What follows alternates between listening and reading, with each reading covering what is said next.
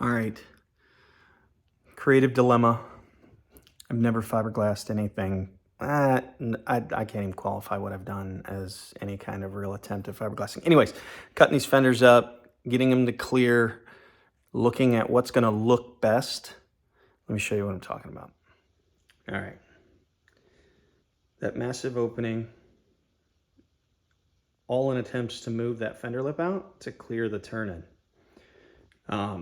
That's a lot to open up the fender. Here's the alternative. Oh, well, let me show you a little bit closer what I'm talking about. So, hold on. All right. So this is with the turn-in, and by, oh, that's horrible. Hold on.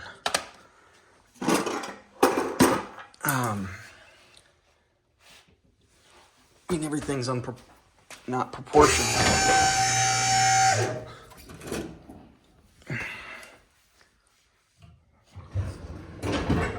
Okay. So the gap around the wheel is almost perfect all the way around. So from the side, it looks great. What I'm trying not to do is open this way up, which I see on some cars. It doesn't look horrible. It's just, it looks obvious that you move the fender up to clear the wheel, as opposed to proportioning the flare front to back and making this look right, which is whatever. The fill is the fill, it's whatever. But I'm gonna have this big flare out here. This actually would come in more like this. But this is where I'm at. Let me show you the alternative. So there's the alternative. So instead of bringing it out, I'm gonna pull it away, okay? So inevitably, now,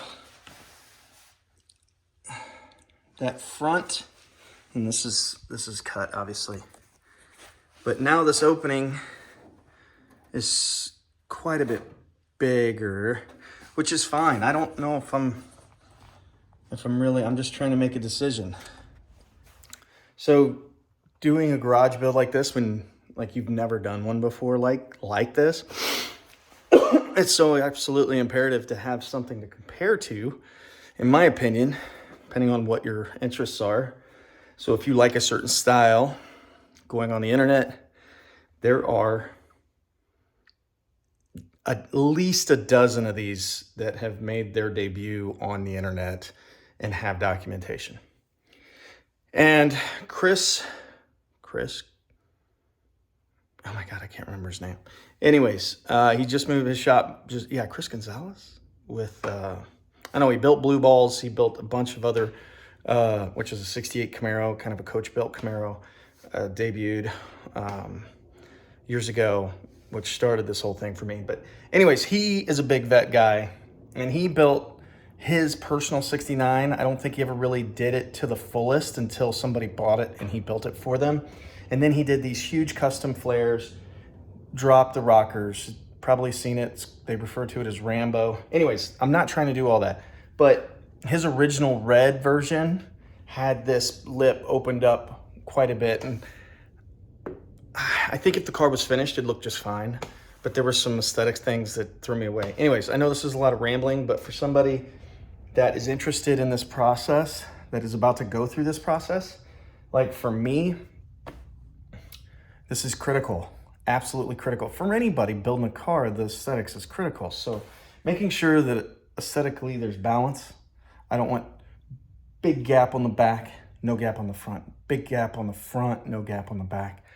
Just to function correctly. There's a balance there. So anyways, I'm doing a quick reel here. I'm gonna put this out. I'd like to see any comments anybody has, just to get a little bit of feedback. I don't know if it sparks some sort of thought. I just need whatever help I can get to kind of determine whether I do all the glassing to open that up, or if I just, I guess, pull it out versus pushing it up. So anyways, I think there's good and bad to both. But anyways, let me know what you guys think. Keep plugging away. I'll see you on the next one.